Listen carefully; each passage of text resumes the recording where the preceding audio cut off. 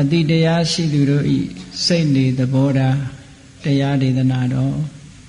ဘုရားမြတ်စွာဤမဟာကရုဏာကုံအာယုပြုကတိကျူဖွဲ့ဆိုအပ်သော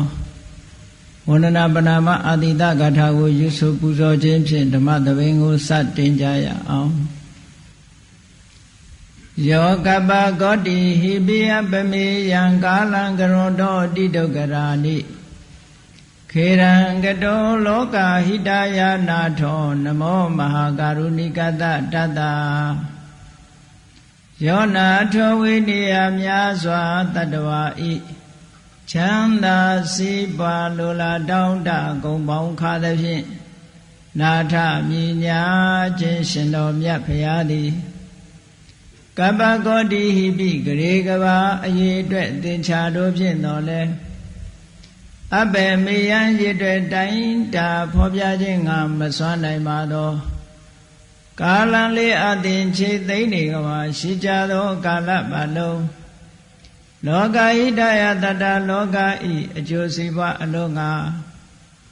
အတိဒုက္ခရာနိဥ္စာအသက်ချေလက်အင်္ဂါမေတ္တာကြီးမှသမိတာနှင့်တထာဇနီဆွန်ခြင်းကြီးဟုကျက်တိထဘွယ်ငါးသွဲအစုအလွန်ခဲရင်တော်မူတော်ကိုကရွန်တော်ဖျားဖြစ်ရန်ဤတန်ကြုတ်ကိုအထုတ်တော်မူရသည်ဖြစ်၍ခေရန်လက်ချေမျက်လုံးအသက်ဆုံးရဲ့နှလုံးစိတ်ဝံကိုရောဤပင်မခြင်းတို့ကတောဘဝတဏ္ဍကျိန်ပများစွာရောက်တော်မူခဲ့ရရှာလေပြီမဟာကရုဏီကတတတဝါများရင်ဝဲသားကဲ့သို့တနာချစ်ခင်မဟာကရုဏာရှင်ဖြစ်တော်မူသောဓာတနာဓာတဝိနည်းများစွာတတ္တဝါဤချမ်းသာစီးပွားလိုလားတောင်းတဂုံပေါင်းခါသဖြင့်နာထမြညာထိုးရှင်တော်မြတ်ဗျာအားနမောယုတိပြောင်းပြောမှန်ကိုလျော်၍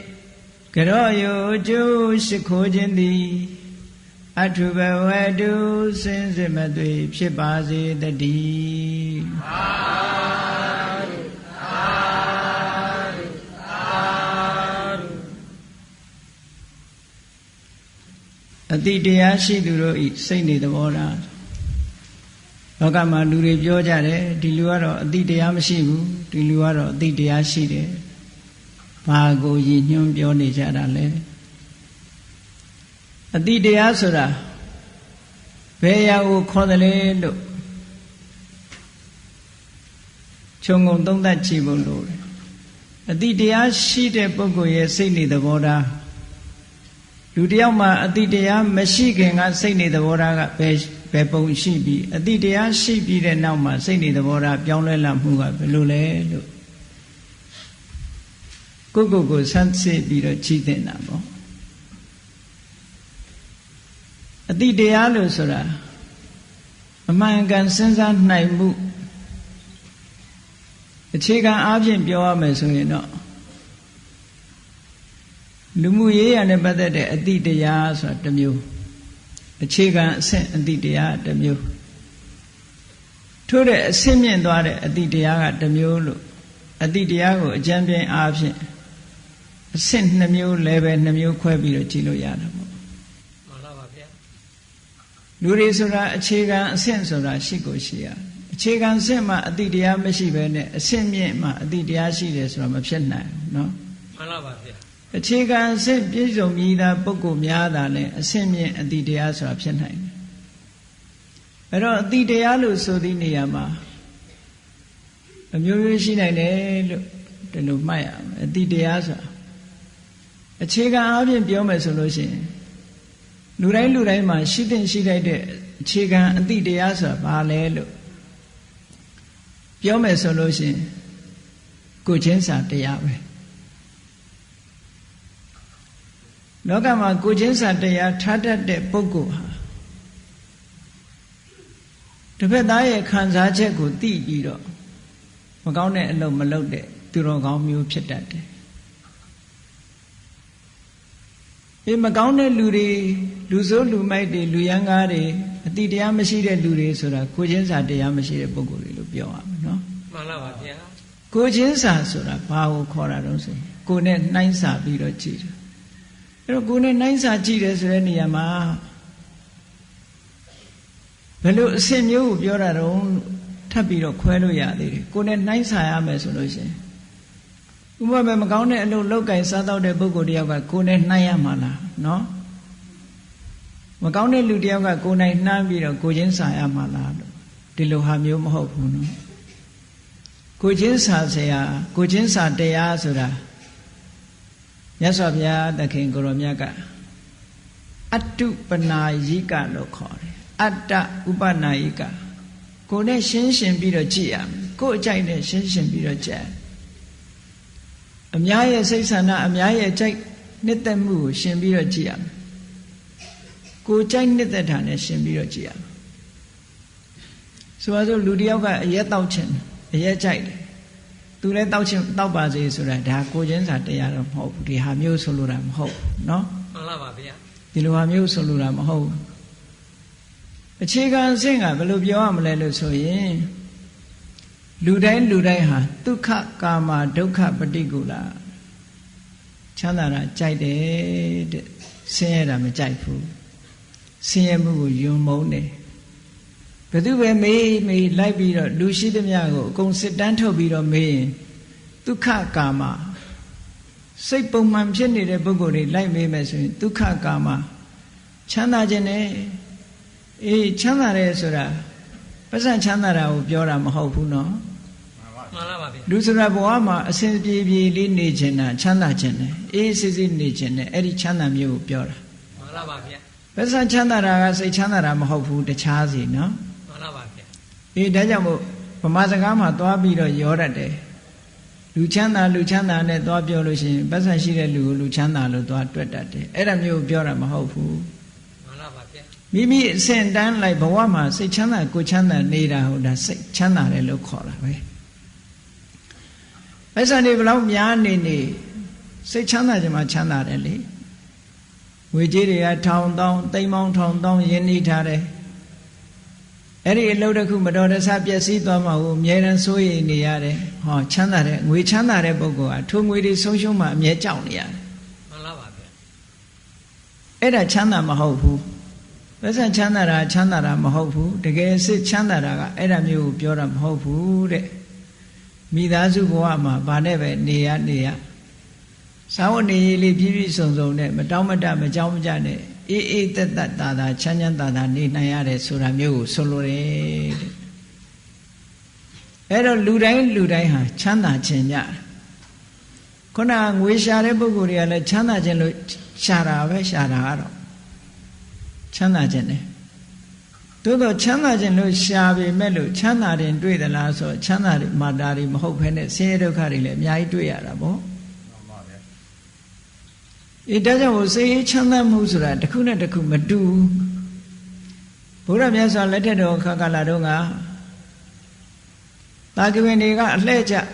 ခုခေတ်လို့ပြောမယ်ဆိုရင်တော့တပါတီစနစ်လူမျိုးတစ်မျိုးကအုပ်စိုးတာကို oligarchy system လို့ခေါ်တယ်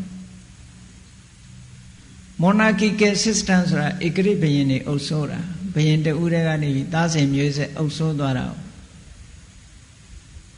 monarchical system လို့ခေါ်တယ်ဘုရားလက်ထက်ကဗိမိတာရတို့ကောသလတို့ကအဲ့ဒီစနစ်နဲ့အုပ်စိုးတာသူတို့သားစဉ်မျိုးဆက်ဘုရင်အုပ်စိုးသွားဘုရားရဲ့အမျိုးဖြစ်တဲ့တာကီဝင်တွေတို့ဟိုဝေသာလီယပြည်ကလိษဝီတို့ဘုရားပြိဋိဘံဆိုင်ရာရက်ကမန္လာတိုင်းကမန္လာမင်းတွေတို့ဆိုတာတွေက oligarchy system လို့ခေါ်တယ်ခုခေတ်လို့ဆိုရင်တော့တပါတီအုပ်စိုးတယ်လို့ဒီလိုပြောနော်မှန်လားပါဗျာလူမျိုးတစ်မျိုးကနေပြီးတော့အပေါင်းအဖွဲ့လုပ်ပြီးတော့အုပ်စိုးတဲ့စနစ်ပေါ့ခုခေတ်က Republican ဆိုတာတွေနဲ့ခတ်ဆင်ပေါ့သို့တော့မဲနဲ့တင်မြှောက်ထားတာမဟုတ်ဘူးသူတို့လူမျိုးအုပ်စုကနေပြီးတော့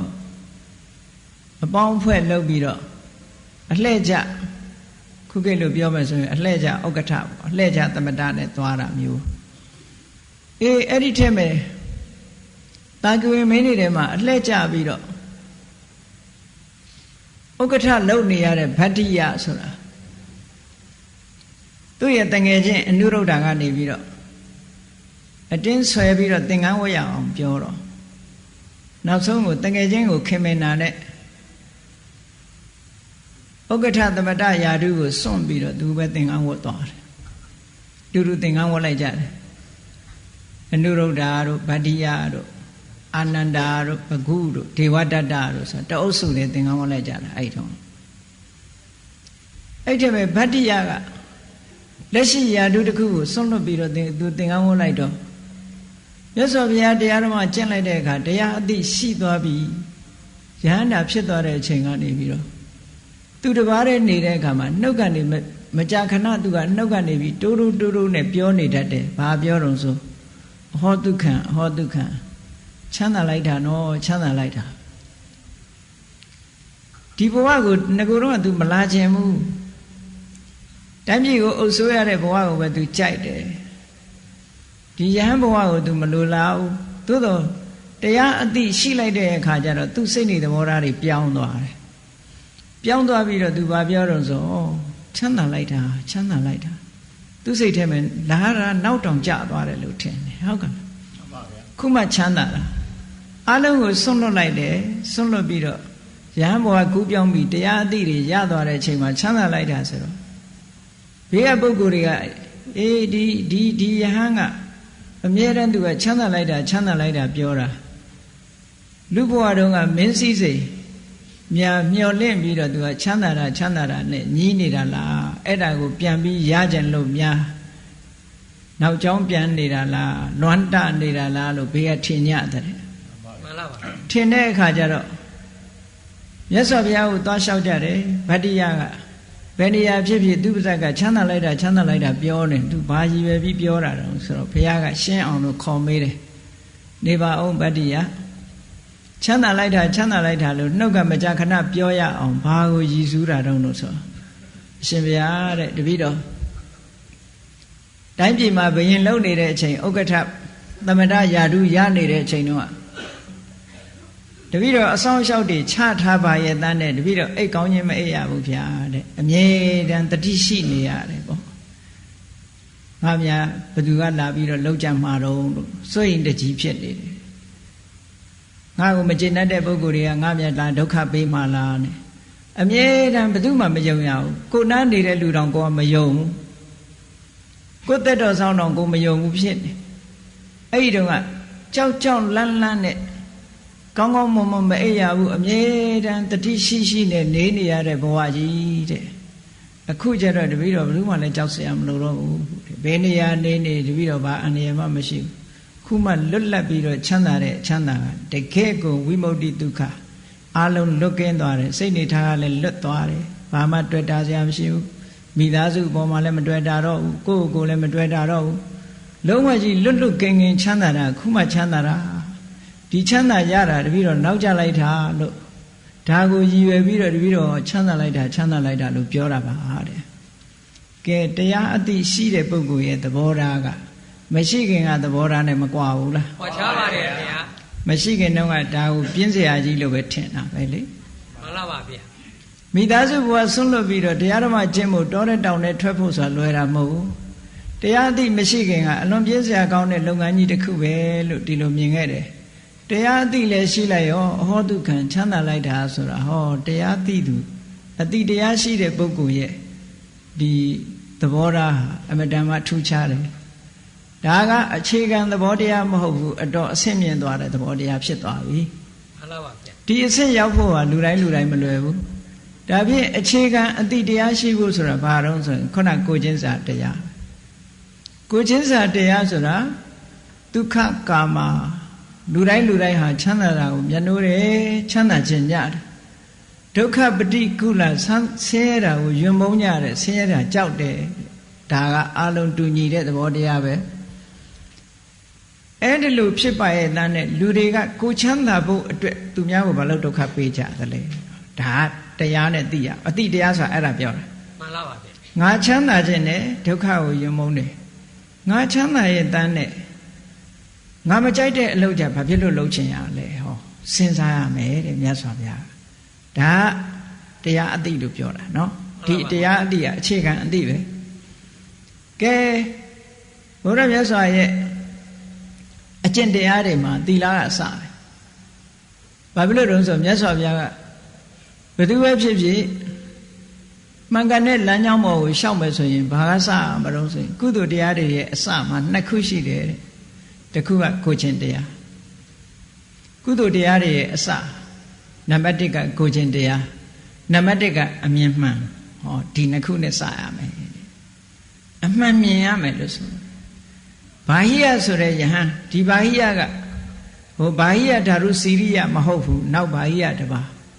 မြတ်စွာဘုရားကဟောတယ်တတ္တမတိဟတေဘာဟိယအာဓိမေဝဝိသောတေဟိကုသလေတုဓမ္မေတု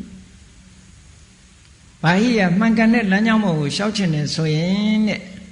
ကုသိုလ်တရားတွေရဲ့အစကိုမြင်ပြည့်စုံအောင်လုပ်တယ်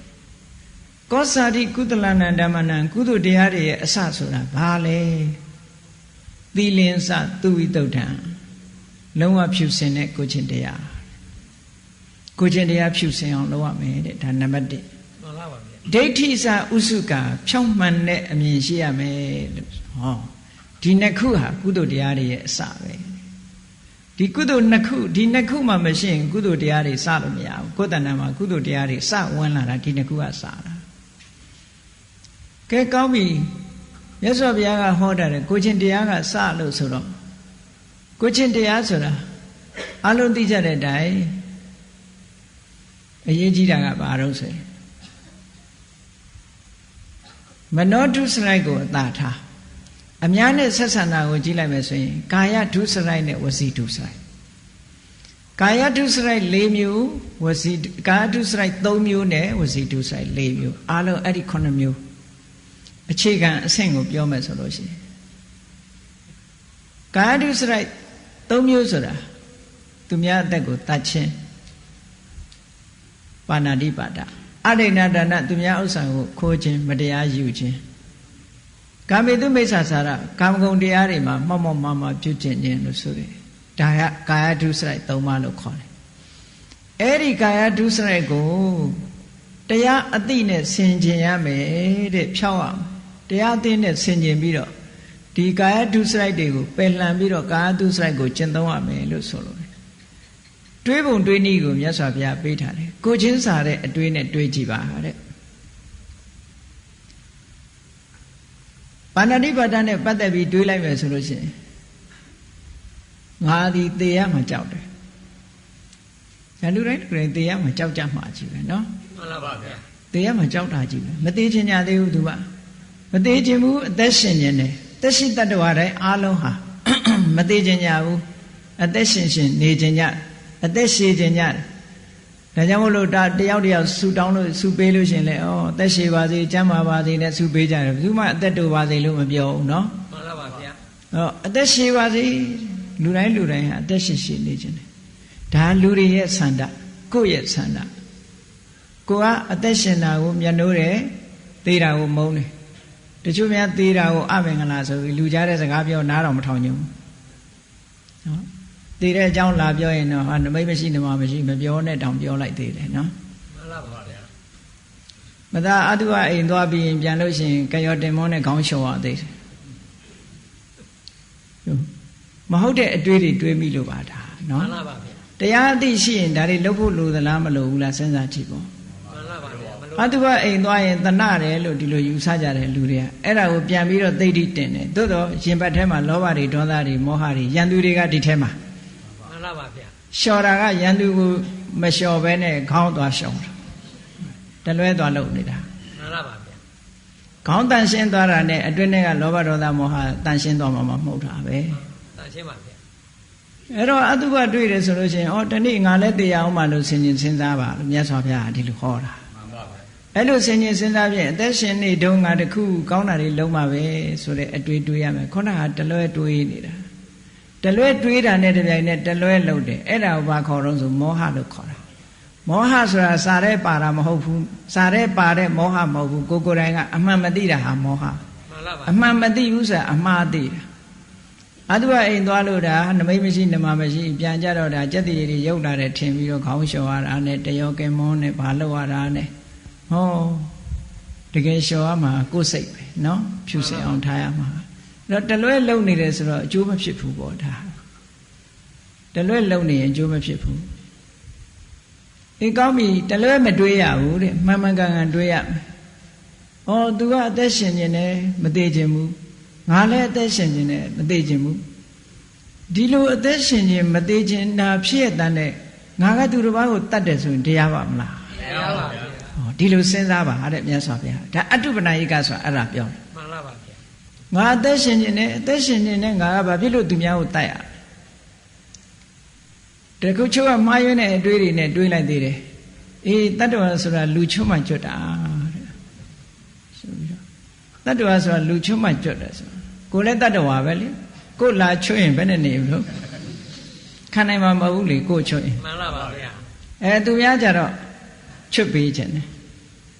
ဒီတတ္တဝါလေးကတတ်ခံလိုက်ရတယ်ဆိုသူကြောက်ကြောက်လန့်လန့်နဲ့စိတ်ဆင်းရဲပြီးတော့တည်သွားရှာတာဆိုသူကောင်းသူကတိရောက်ဖို့ဖြီးပါမလားမရှိနိုင်ပါဗျာအနိကဆုံးအာသနကံကကြောက်လန့်ပြီးတော့စိုးရိမ်စိတ်တွေနဲ့စိတ်ဆိုးပြီးတော့ကိုယ်တတ်တဲ့လူပေါ်မှာမကြေမနက်ဖြစ်ပြီးတည်သွားတာကြီးပဲအတတ်ခံရတဲ့လူတိုင်းမှန်လားပါဗျာနွားတွေတိရစ္ဆာန်တွေလည်းပဲသူတို့မပြောတတ်လို့ကိုယ်လာတတ်တယ်ဆိုရင်ဘယ်သူခံညင်မလဲမခံညင်ဘူးမို့လားမှန်လားပါဗျာမပြောတတ်တာပဲရှိတယ်မခံညင်တာချင်းတူတူပဲတရားမှာကြောက်ထားခြင်းကတော့တူတူပဲအဲ့ဒါကိုတတ်တယ်ဆိုလို့ရှိရင်ကြည့်ငါဒီတရားမှာကြောက်တယ်အသက်ရှင်ခြင်းနဲ့ဒီတတ္တဝါလေးလည်းတရားမှာကြောက်မှာပဲအသက်ရှင်ခြင်းရှာမှာပဲငါမကြိုက်တဲ့အလုပ်ပဲဖြစ်လို့သူများကိုလုပ်ရမလဲဒါတရားအတိလို့ခေါ်တယ်အတိတရားဆိုတာအဲ့ဒါဒါနာကောင်းမှုတွေလုပ်ခွင့်ရတာတရားကျေးဇူးကုသိုလ်အကုသိုလ်သိမမိတ်မှုဖြစ်နေတယ်ဟုတ်လားကိုယ်အသားကြတော့ထိမှသိကြောက်တယ်အဲ့တော့အတိတရားဆိုတာအဲ့ဒါပြောတာမြတ်စွာဘုရားရဲ့ဟောတဲ့တရားကတရားဘူးတကယ်ကိုတရားဆိုတဲ့အတိုင်းအလွန်တရားတယ်ဟုတ်ကဲ့လားမှန်လားပါဗျာဒီတရားမလိုက်နာဘူးဆိုမတရားဘူးသေချာစဉ်းစားခြင်းမတရားဘူးဆိုတာကိုချင်းမစားလို့မတရားဘူးလို့ပြောလို့ရတယ်လေတရားဆိုတာကတကယ်ကိုမျှတတဲ့စိတ်မဟုတ်ဘူးငါတော့ရှင်ကျင်တယ်သူတော့သိရမယ်ဆိုမမျှတတဲ့စိတ်ထားကြီးပဲလို့ဒါမှန်ကန်တဲ့အတွေးလို့ခေါ်တယ်မှန်ကန်တဲ့အတွေးမပါဘဲနဲ့မှန်ကန်တဲ့နားလည်မှုဆိုမဖြစ်နိုင်ဘူးတဲ့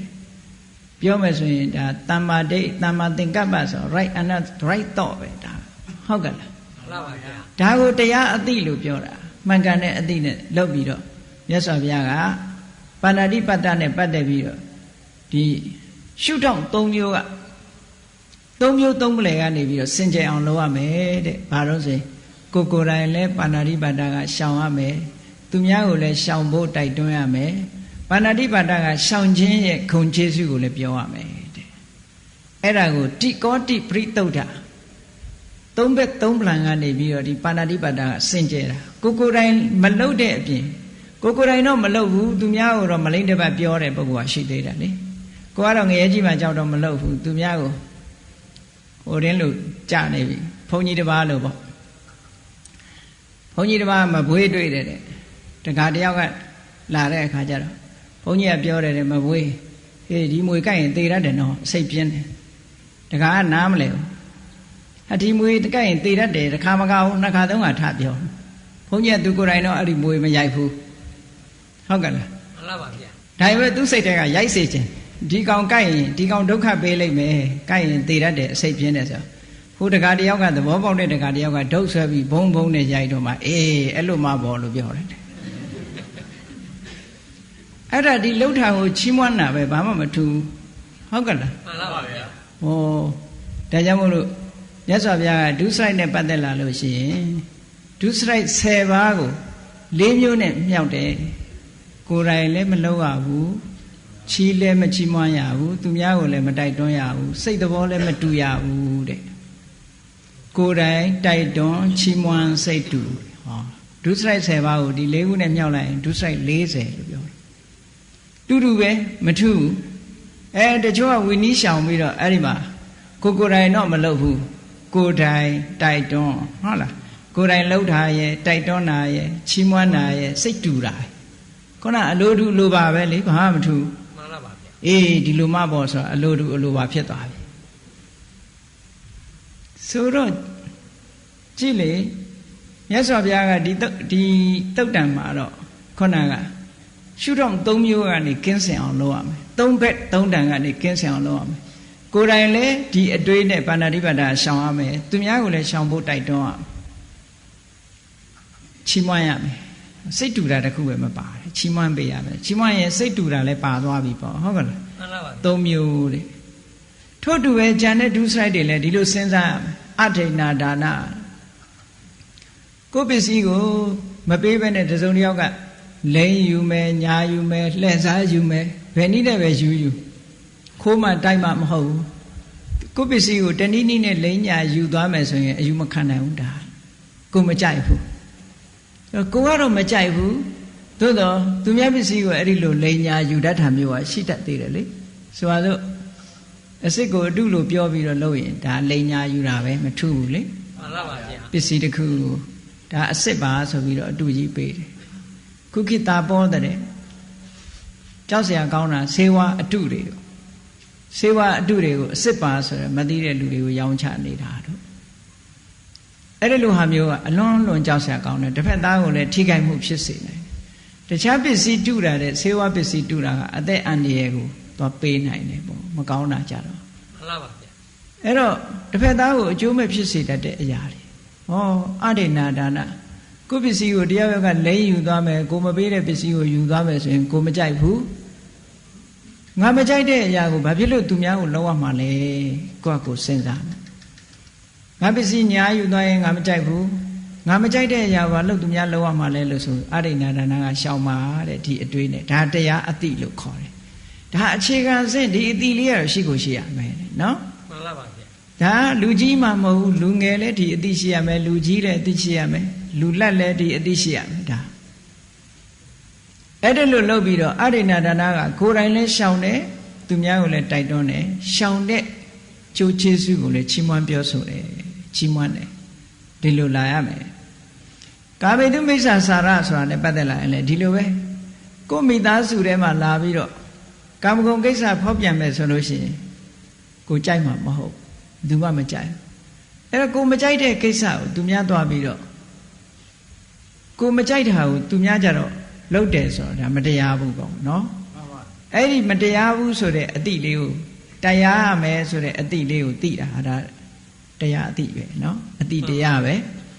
ဩငါမကြိုက်တဲ့အလုပ်ကိုဘာဖြစ်လို့သူများလုပ်ရမှာလဲငါမကြိုက်ဘူးငါမကြိုက်ရင်သူများလည်းမကြိုက်ဘူးသူများမကြိုက်တဲ့အလုပ်ကိုငါဘာလို့လုပ်ရမှာလဲလို့စဉ်းစားပြီးတော့ကာမိတုမိစ္ဆာစာရကကိုယ်တိုင်လည်းရှောင်တယ်သူများကိုလည်းမလုပ်ကြနဲ့ဟေ့တိုက်တွန်းတယ်နော်မလုပ်တဲ့လူကိုချီးမွမ်းတယ်ဒီလူကလူတော်ပဲလူကောင်းပဲနဲ့ဆိုချီးမွမ်းတယ်ဟောသုံးဖလှယ်ကနေပြီးတော့ကြည့်လိုက်တော့ကာမိတုမိစ္ဆာစာရနဲ့ပတ်သက်လာရင်သူကလုံးဝစင်ကြယ်သွားတယ်ပြည့်စုံသွားတယ်ကိုတော့ရှောင်ပါရဲ့သူများကိုတိုက်တွန်းနေသေးတယ်ချီးမွမ်းတဲ့စိတ်ကလေးရှိနေသေးတယ်ဆိုမဟုတ်သေးဘူးအဲ့ဒါမပြည့်စုံသေးဘူးလို့ပြောရမယ်နော်ဒါကာဒုစရိုက်နဲ့ပတ်သက်လာလို့ရှိရင်ဒီတိုင်းနားလဲရနောက်ဝစီဒုစရိုက်နဲ့ပတ်သက်လာပြီးတော့ကိုယ့်ကိုတစုံတစ်ယောက်ကလိန်သွားမယ်ကိုယ့်အကျိုးစီးပွားတွေပြက်အောင်လိန်လီစားပြောကြသွားမယ်ဆိုရင်ကိုယ်ခံရခက်တယ်ကိုမကြိုက်ဘူးအဲ့တော့ကိုမကြိုက်ဘဲနဲ့ဘာဖြစ်လို့သူများကိုလုပ်ရမှာလဲမလုပ်သင့်ဘူးကိုမကြိုက်တဲ့လို့သူများကိုမလုပ်သင့်ဘူးလို့စဉ်းစားရမယ်အဲ့ဒါလို့စဉ်းစားပြီးတော့မုသဝါဒကလည်းရှောင်ရမယ်လိန်လီလှည့်စားပြီးသူများအကျိုးတရားပြက်ပြားသွားအောင်မလုပ်သင့်ဘူးကိုယ်တိုင်လည်းမလုပ်ဘူးသူများကိုလည်းမလုပ်ဖို့တိုက်တွန်းတယ်မလုပ်တဲ့ပုဂ္ဂိုလ်ကိုလည်းလူတော်လူကောင်းအဖြစ်ချီးမွမ်းတယ်ဟောရှုထောင့်၃မျိုးကနေပြီးတော့စင်ကြယ်အောင်ကျင့်သုံးတယ်နောက်တစ်ခုကဘာတော့ဆိုလို့ရှိရင်ပိတုဏဝါစာဆိုတာတယောက်နဲ့တယောက်မတက်အောင်ဝင်ပြီးတော့တတ်ရှိုတယ်ခုံတိုက်တယ်လို့ခေါ်တယ်မှန်ပါပါလူတယောက်နဲ့တယောက်အစဉ်ပြေးနေလို့ရှိရင်သွားပြီးတော့လေတံလေးသွားထိုးတယ်တယောက်နဲ့တယောက်မတက်အောင်လုပ်တယ်ဓမ္မပဒထဲမှာဝတ္ထုလေးတစ်ပုဒ်ရှိတယ်မထေကြီးနှစ်ပါးတဲ့အသက်ကတစ်ပါးနဲ့တစ်ပါးမတိမ်မရေရွယ်တူပဲဆိုပါစို့တစ်ပါးကနည်းနည်းငယ်တယ်တစ်ပါးအကြီးသူတို့နှစ်ပါးဟာတကယ်လို့ကိုညီကိုလိုပဲခင်ကြတယ်ညီကိုလိုခင်တယ်အမြဲတမ်းဒီနှစ်ပါးဟာတူတူတွဲပြီးတော့သိရင်းနေတယ်အငယ်ပုဂ္ဂိုလ်ကကြီးတဲ့ပုဂ္ဂိုလ်သိလေးစားတယ်ကြီးတဲ့ပုဂ္ဂိုလ်ကလည်းပဲကိုငယ်တဲ့ပုဂ္ဂိုလ်ကိုလေးစားတယ်နှစ်ပါးတစ်ပါးနဲ့တစ်ပါးအပြန်အလှန်ဒီလိုလေးစားပြီးစိတ်သဘောထားအလွန်ကောင်းကြတယ်တောအကြောင်းတစ်ခုမှသတင်းသုံးနေတယ်အဲ့တောအကြောင်းမှာဓမ္မဂတိကဘုန်းကြီးတစ်ပါးရောက်လာတယ်အဲ့ရောက်လာတဲ့ဘုန်းကြီးကဒီကိုရောကြီးနှစ်ပါးကြောင်းရောက်လာတော့ ဆရာတော်ကြီးတွေကလည်းတရားနာကြနော်ဓမ္မတိကဆိုတော့တရားဟောတတ်တယ်ပေါ့တရားဟောတော့သူတို့ဓမ္မတိကတရားဟောတတ်တော့သူတို့ကဓမ္မတိကကိုကြီးညိုကြတယ်မြတ်နိုးကြတယ်ငါရှင်တို့နဲ့တူတူနေပါတရားဟောဆရာရှိသူဟောခိုင်းတရားနာတရားမြတ်နိုးတာဒါပေမဲ့အဲ့ဒီဓမ္မတိကစိတ်ကောင်းမရှိဘူးပေါ့တရားအသိမရှိဘူးသူများသာဟောတာကိုယ်မှတရားအသိမရှိဘူးမရှိသည့်အတွက်ကြောင့်ဓမ္မတိကကိုဒကာဒကမတွေကကြီးညိုလာတော့အဲ့ဓမ္မတိကဘာဖြစ်လာတော့ဆိုဒီကိုယ်တော်ကြီးနှစ်ပါးမောင်းထုတ်ပြီးတော့ဒီเจ้าအပိုင်စည်းမယ်ဆိုတဲ့စိတ်ဓာတ်ဝင်လာတယ်ဒါလွန်ခဲ့တဲ့နှစ်ပေါင်း2500ကနော်အခုမဟုတ်ဘူးမှန်လားပါဗျာအဲ့တော့လူရှိနေရင်ဘယ်ခါမှဆိုဒါမျိုးရှိမှာပဲနော်ခုခေတ်မှရှိတယ်လို့မထင်နဲ့လူရှိနေလူရဲ့စိတ်ဓာတ်ကိုကြောက်စရာကောင်းတာပြောပါတယ်မှန်လားပါဗျာဟိုခေတ်က2500လူတွေလည်းဒီတိုင်းပဲခုခေတ်လူတွေလည်းဒါဒီတိုင်းပဲရှိတဲ့လူကရှိနာပဲနော်မှန်လားပါဗျာအဲ့တော့မကောင်းတာတွေရှိတယ်လို့ကောင်းတာတွေကလည်းဟိုတုန်းကရှိတယ်လို့ခုလည်းရှိနေမှာပဲလို့ပြောရမှာပေါ့ကောင်းတဲ့ဘက်ကပြောမှဆိုရင်နော်အဲ့ဒီဓမ္မတိကဘာလို့တုံဆိုတော့ဒီကိုယ်တော်ကြီးနှစ်ပါးသူမတက်အောင်လုံးမှဒီเจ้าသူရမှာကိုဒီကိုယ်တော်ကြီးနှစ်ပါးညီညွတ်နေမဖြစ်ဘူးမဖြစ်တဲ့အခါကျတော့တရက်ကြတော့တပားစီသတင်းသုံးနေတဲ့နာကိုသွားတယ်ထင်းအောင်မြင်အောင်လှုပ်တာပေါ့ဂုံးတိုက်တယ်ဆိုတာပါဇက်နဲ့ပြောမှမဟုတ်သူကမထေကြီးစီအရင်သွားပြီးတော့ရှင်ဘုရားတဲ့အရှင်ဘုရားတို့နှစ်ပါးညီလို့ကိုလို့ခင်တာဟုတ်လားဟာခင်တာပေါ့တို့နေလာတာနှစ်ပေါင်းလောက်ကြာပြီဒါပေမဲ့ဘုရားတဲ့ဆိုပြီးတော့အော်မပြောတော့ပါဘူးဘုရားပြီးတော့ဆိုပြီးတော့ကြော့ပြီးထသွားတယ်ကိုရောကြီးစိတ်ထဲမှာထင်းနေဘာလဲဒီကိုရောငါဘာပြောချင်လို့နောက်တစ်ခါအငယ်စီသွားပြန်တော့လေဒီလိုပဲရှင်ဘုရားနောင်တော်ကြီးတို့ရှင်ဘုရားကြီးညိုတယ်ကြီးညိုတယ်ရှင်ဘုရားကသာကြီးညိုတာဟောမပြောတော့ပါဘူးရှင်ဘုရားတို့တော်ကြတော့ဆိုဒီတိုင်းထသွားတော့ကိုရောကြီးနှစ်ပါးသိချင်လားနောက်တဲ့ကျတော့အတင်းကြပ်မေးတာအတင်းကြပ်မေးတဲ့အခါကျတော့ရှင်ဘုရားကိုဘလို့ပြောတယ်ဟိုကဘလို့ပြောတယ်ရှေ့သာရှင်ဘုရားနဲ့ဟန်လုတ်ပေါင်းနေတာကိုရကြတော့ပြောတယ်ဆိုကိုရောကြီးနှစ်ပါးစိတ်ဝမ်းကွဲသွားကြတယ်နော်စိတ်ဝမ်းကွဲသွားပြီးတော့တပားနဲ့တပားမျက်နှာချင်းမဆိုင်တော့ဘူးတပားကအရှိပေါက်ကနေထွက်ပြီးအရှိလျှောက်သွားတယ်တပားကအနောက်ပေါက်ကနေထွက်ပြီးအနောက်လျှောက်သွားကြောချင်းပေးပြီးတော့ထွက်သွားလိုက်ကြတာကိုရောကြီးတွေနှစ်ပေါင်းအတော်ကြာမှဒီကိုရောကြီးနှစ်ပါးပြန်တွေ့တဲ့အခါဒီကိုရောရဲ့လိမ်လည်လှည့်စားမှုကိုသွားတွေ့ရတယ်မှန်လားပါဗျာဂုံးတိုက်တာဆိုတာအဲ့လိုတဦးနဲ့တဦးညီညွတ်နေလို့ရှိရင်ဂျားထဲမှာဝင်ပြီးထင်းအောင်မြင်အောင်လုပ်ပြီးတယောက်နဲ့တယောက်မတက်အောင်လုပ်လိုက်တာတဲ့အဲ့ဒါကိုပိတုဏဝါစာလို့ခေါ်တယ်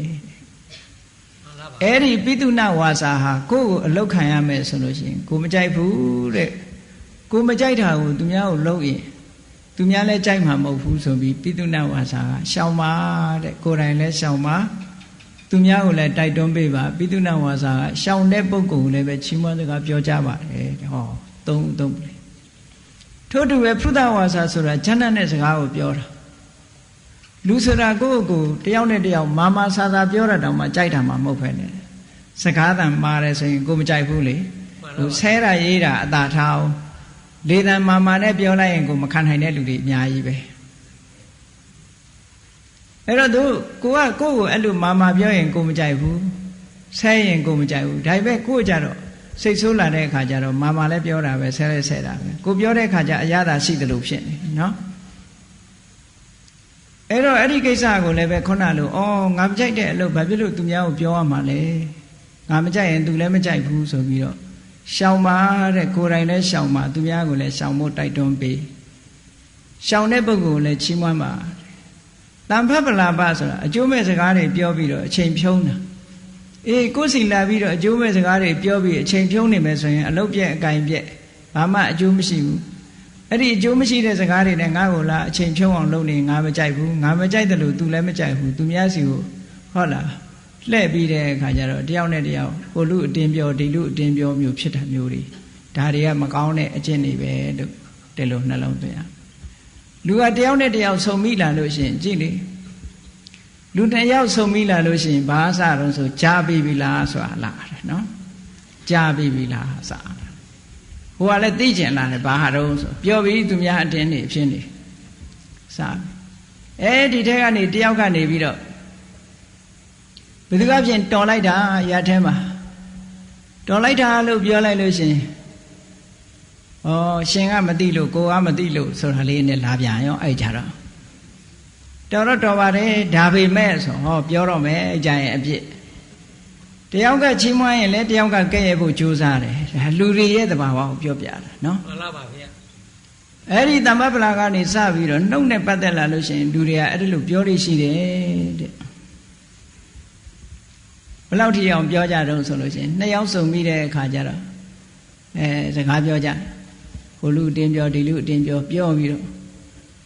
အဲ့ဒီလူကထသွားတဲ့အခါကျသူတယောက်တည်းကြံတဲ့အခါကျတော့မင်းငေါ်လိုက်သေးတယ်နင်းလဲတူတူပါပဲလို့ပြောတယ်သူပဲကြံတော့တာပြောမခံနော်အဲ့တော့ဒီတန်ဖတ်ပလာပတွေကိုလည်းပဲငါမကြိုက်ဘူးငါမကြိုက်ရင်သူလည်းကြိုက်မှာမဟုတ်ဘူးကိုမကြိုက်တာမလုံးနဲ့လို့ဆိုပြီးတော့ဟောဒီဝစီဒုစရိုက်ကလည်းပဲကိုယ်တိုင်းရှောင်တယ်သူများကိုလည်းရှောင်ဖို့တိုက်တွန်းတယ်ရှောင်တဲ့ပုဂ္ဂိုလ်လည်းချီးမွမ်းတယ်ဆိုသုံးဘက်သုံးပလံကနေပြီးတော့ကြည့်တန်ဖတ်ပလာပကိုရှောင်လိုက်တယ်ဆိုတော့ဝစီဒုစရိုက်တွေဟာလုံးဝဖြူစင်တန်ရှင်းသွားတဲ့ဝစီဒုစရိုက်အဖြစ်ရောက်သွားတယ်ဒါအခြေခံအတိတရားလို့ခေါ်ပါတယ်အဲ့ဒီအခြေခံအတိတရားတွေရှိထားတဲ့ပုဂ္ဂိုလ်ရဲ့သဘောထားဟာဘလောက်ကောင်းတော့ကြည့်အမတန်တရားတဲ့အတိတွေကိုသူသိထားတဲ့အတွက်ကြောင့်သူများတဲ့မတတ်ဘူးသူများဥစ္စာမခိုးဘူးသူတော်သားများမပြစ်မှားဘူးသူများကိုလိမ်လည်ပြီးတော့သူများအကျိုးပြက်အောင်မလုပ်ဘူးဂုံမတိုက်ဘူးဆဲရည်ခြင်းကြမ်းတမ်းတဲ့စကားကိုပြောခြင်းမလုပ်ဘူးအကျိုးမဲ့တဲ့သူများအချိန်တွေကိုပြုံးအောင်မလုပ်ဘူးဆိုတဲ့အများနဲ့ဆက်ဆံတဲ့အခါမှာ तू ကလုံးဝပြည့်စုံစင်ကြယ်တာဒါကိုချင်းတရားဘက်ကဒါပြည့်စုံတယ်အခြေခံအဆင့်အတိတရားလို့ခေါ်တယ်နော်မှန်လားပါဗျာအဲ့ဒီအခြေခံအဆင့်ကိုမေ့ထားလို့မရဘူးဒီအခြေခံအဆင့်တွေမပါဘဲနဲ့နိဗ္ဗာန်မဲ့ဖို့ရက်တူတူနဲ့မျက်မှောက်ပြုရပါလို့ဆိုရက်ကတော့တိုးမှာမဟုတ်သေးဘူးဘာဖြစ်လို့လဲဆိုအခြေခံမှမပါပဲနော်မှန်လားပါဗျာအခြေခံအဆင့်ကိုစိတ်ကောင်းနှလုံးကောင်းထားဖို့လိုတယ်ဒါစိတ်ကောင်းနှလုံးကောင်းလို့ထားခေါ်တယ်အဲ့တော့လူတွေကထင်ကြတယ်များသောအားဖြင့်ပြောကြတယ်စာတန်းတွေဘာတွေတောင်ရေးထားကြသေးတယ်သင်ကောင်းနေကျွန်ုပ်မဆိုးပါတဲ့သင်ကောင်းနေကျွန်ုပ်မဆိုးပါဆိုတဲ့ဟာကဒါလူကောင်းလို့ခေါ်လို့မရနော်သင်ဆိုးပေမဲ့ကျွန်ုပ်မဆိုးပါလို့ရေးရမှာရေးတာသင်မကောင်းပေမဲ့ကျွန်ုပ်ကောင်းပါလေအဲ့ဒီဟာမှပြည့်စုံတယ်အခုကသူတော်နေလို့ကိုကောင်းတဲ့သူတော်ကောင်းနေရတော့ဒါမဟုတ်သေးဘူးသူတော်နေလို့ကိုကကောင်းနေတာလေသူမတော်ရင်ကိုကောင်းမှာမဟုတ်ကိုကဘာဖြစ်တုံးဆိုသူတော်အောင်ကိုကောင်းတဲ့သူတော်ကောင်းမျိုးဖြစ်တဲ့တယ်ပေါ့သူတော်လာအောင်မတော်တဲ့လူတယောက်တော်လာအောင်ကိုကကောင်းရမယ်သူတော်ကောင်းရဲ့သဘောကသူများမတော်တာသူများမကောင်းတာကိုကလိုက်ပြီးတော့မတူဘူးနော်မှန်လားပါဗျာဒါကြောင့်မလို့သူတော်ကောင်းကိုရင်တော့ဓမ္မဂတိကဟောနေတဲ့လူ့ကြောင့်ဓမ္မဂတိကတခါကြီးကပြောလေးရှိတယ်ငယ်ငယ်တော့ကြားဘူးလားသူတော်လို့ကိုကောင်းတဲ့သူတော်ကောင်းတွေမဖြစ်ပါစေနဲ့တဲ့နော်သူတော်အောင်ကိုကောင်းတဲ့သူတော်ကောင်းဖြစ်ပါစေဆိုအတိပ္ပယ်ရှိတယ်တရားမှန်လားပါဗျာဘုရားမြတ်စွာလက်ထက်တုန်းကအိရှမာကြီးတယောက်ရှိတယ်သူနာမည်ကျော်တယ်သဘောကောင်းလိုက်တာသဘောထားပြည့်လိုက်တာအလုသမားတွေပေါ်အိမ်စီတွေပေါ်မှာဟုတ်လားအိမ်အကူတွေပေါ်မှာဆက်ဆံတာအမတန်ကောင်းတယ်ပေါ့သိသဘောထားကောင်းတယ်သိသဘောထားကောင်းတယ်နဲ့နာမည်ကြီးတယ်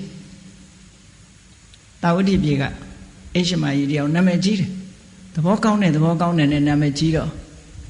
သူ့အိမ်မှာအလုကျွေးပြုတ်နေတဲ့ကာလီဆိုတဲ့အမျိုးသမီးကသူကစဉ်းစားတယ်ငါတော်နေလို့ तू ကောင်းတာလားသို့မဟုတ် तू ပင်ကိုယ်ကကောင်းတဲ့စိတ်ရှိသလားဆိုတာစမ်းသပ်အောင်မယ်ဆိုပြီးတရက်ကြတော့ तू အိတ်နေလိုက်တာတဲ့နေမြအောင်အိတ်လိုက်တော့အိရှမာကြီးကလာပြီးတော့ဟဲ့ကာလီနေဘာလို့အိတ်နာတော့ဆိုဘာမှမဖြစ်ပါဘူးလို့ပြောတော့မျက်မှောင်ကလေးကျုပ်သွားတယ်အဲ့ဒီနေရာ तू အကဲခတ်လိုက်မိတယ်ငါတော်နေလို့ तू ကောင်းတာပဲ तू ဒေါသရှိရဲ့တန်းနဲ့ तू ကငါတော်နေလို့ဒီဒေါသမထွက်တာ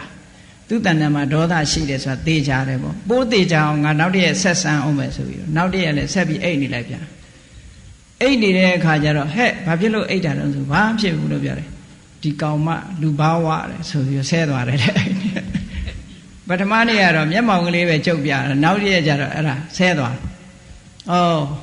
သူ့တဏ္ဍာမှာရှိနေတဲ့ဟာတွေ तू ပြလာပြီအစွဲကထွက်လာနောက်တည့်ရတကူကဆက်ပြီးတော့အိတ်လိုက်တဲ့အခါကျဘာလို့တော့နင်ဒီလောက်တောင်လောက်ရလားလို့ဆိုပြီးတော့အဲ့ဒီတုန်းကဒ ကားတွေမှာဂလန့်ချိတ်လေးရှိတယ်တန်ကောင်းနဲ့ဆွဲပြီးတော့ခေါင်းကိုရိုက်လိုက်တာခေါင်းကွဲပြီးတော့သွေးတွေဖြာထွက်သွားတယ်အဲ့ဒီကြတော့ကာလီကျော်မကြီးကလမ်းထွက်ပြီးတော့ရှင်တို့ပြောတဲ့အိရှင်မကြီးသဘောထားကောင်းတယ်ဆိုတာကြည်ကြသမ်းပါအောင်ဟောဒီမဲ့သွေးတွေနဲ့ခေါင်းရိုက်ခွဲတယ်ဆိုပြီးပြောတာအဲ့ဒီနေရာနေစပြီးတော့ဟာဒီအိရှင်မကြီးကသဘောသိဆိုးတာပဲနဲ့ဆိုဖြစ်သွားတယ်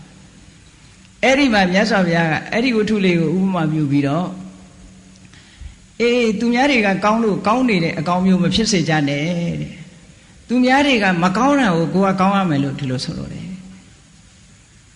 ယဟန်တွေကိုဆုံးမတယ်ဆရာသမားတွေကနေပြီးတော့သင်္ကန်းတို့တပိတ်တို့ပြိခရာတို့ထောက်ပံ့ပြီးတော့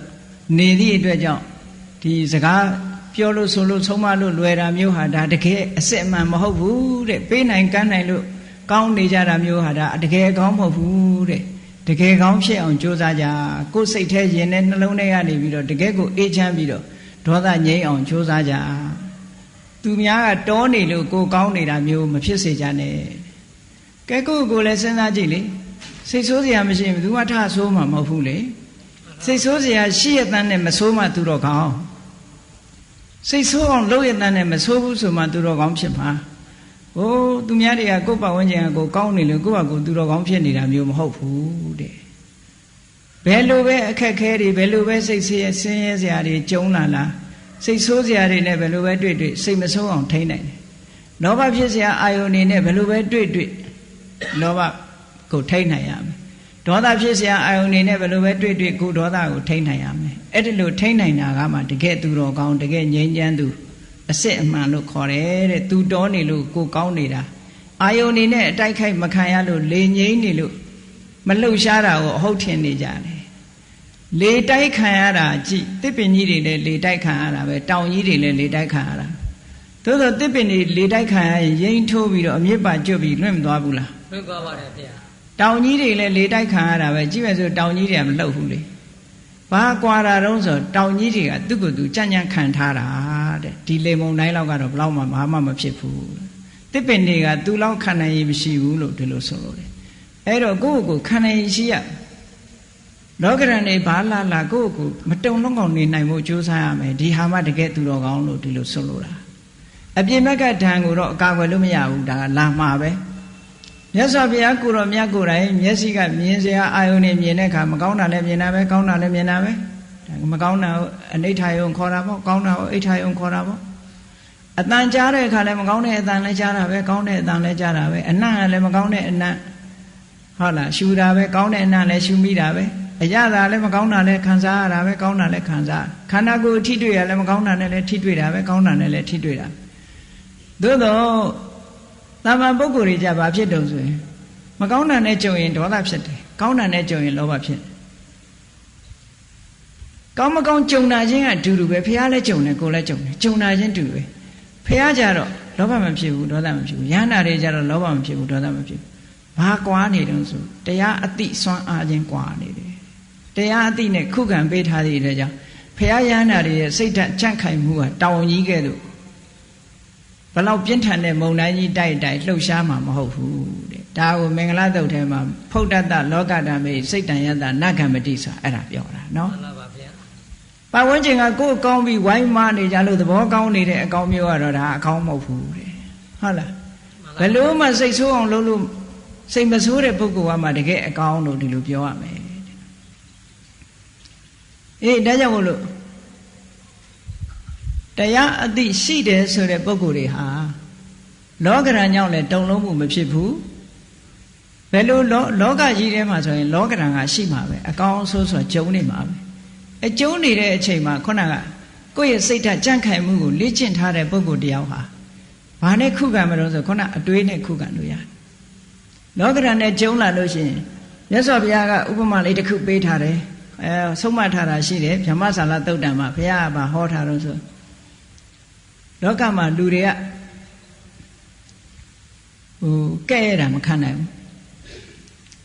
ကဲ့ရတာမခံနိုင်ဘူးကိုယ်လာကဲ့ရင်စိတ်ဆိုးတယ်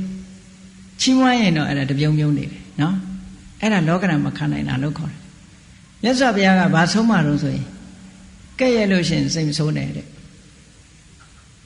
ကိုယ်လာပြီးတော့ပြစ်တင်ပြီးတော့ကဲ့ရမယ်ဆိုစိတ်မဆိုးနဲ့တဲ့နံပါတ်1စိတ်မဆိုးနဲ့ စိတ်ဆိုးလို့ရှိရင်ကိုယ်စိတ်တည်ငြိမ်မှုပဲကိုအန္တရာယ်ဖြစ်သွားပြီကိုယ့်ရဲ့အသိဉာဏ်ကိုပဲအန္တရာယ်ပြုရရောက်သွားတယ်ဟုတ်တယ်လေစိတ်ဆိုးလိုက်တာနဲ့တပြိုင်နက်အကောင်အဆိုးအကြောင်းကျိုးသိသေးတယောက်ကလာကဲရတာနဲ့ပတ်သက်ပြီးကိုကစိတ်ဆိုးလိုက်လို့ရှိရင်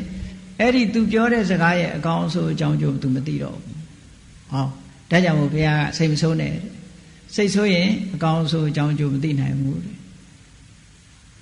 အဲ့တော့ဘာလို့ရမလို့ဆိုလို့ရှိရင်အကယ်၍ तू ကချီးမွမ်းကဲ့ရတယ်ဆိုလို့ရှိရင်တဲ့ကိုယ်လာကဲ့ရတယ်ဆိုလို့ရှိရင်ကိုမဟုတ်ရင်မဟုတ်ဘူးဆိုတာကိုယ့်ဘာကိုနှလုံးသွင်းလိုက်တယ်မဟုတ်လို့ရှိရင်မဟုတ်တဲ့အတိုင်းဖြေရှင်းလိုက်ဒီလိုဆိုလို့လေဖေဟာစိတ်ဆိုးနေမဲ့အစားမဟုတ်တာကိုမဟုတ်တာလို့ပဲဖြေရှင်းဖြေရှင်းတယ်ဆိုတာ तू ယုံသည်ဖြစ်စေမယုံသည်ဖြစ်စေကိုမဟုတ်ဘူးဆိုတာဖွင့်ပြောရမယ်အဲ့ဒီပြောတယ်ဆိုတဲ့နေရာမှာဆဲတာကြတော့ပြောစရာမလိုဘူးဆွဆွဲတာကြတော့ဖြေရှင်းရမယ်တဲ့ဆဲတာကြတော့ဖြေရှင်းစရာမလိုဘူးတဲ့ကိုယ့်ရဲ့ခန္တီတရားခန္တီဆိုတာကိုယ့်ရဲ့စိတ်ကလေးငြိမ်းချမ်းနေတဲ့စိတ်လေးကိုလှုပ်ရှားမသွားအောင်ထိန်းထားနိုင်တဲ့စွမ်းရည်တတ္တိကိုခန္တီလို့ခေါ်တာမှန်ပါပါဗျာအခုခေတ်ခန္တီဆိုတာကဟေးပြန်မပြောရင်ထဲကတော့ဘလောင်ဆူးနေအဲ့ဒါခန္တီမဟုတ်ဘူးနော်ပြန်တော့မပြောဘူးနှုတ်ခမ်းကြီးကဆူနေတယ်စိတ်ထဲကတော့မကျေနပ်ဘူးတဖြစ်တော့ဖြစ်နေအဲ့ဒါခန္တီမဟုတ်ဘူးခန္တီဆိုတာကိုယ့်ရဲ့အပြုံးမပြတ်တဲ့စိတ်ကလေးကိုထိန်းထားနိုင်တဲ့စွမ်းရည်တတ္တိကမှခန္တီတဲ့ကိုယ်ပင်ကိုယ်စိတ်ကလေးကို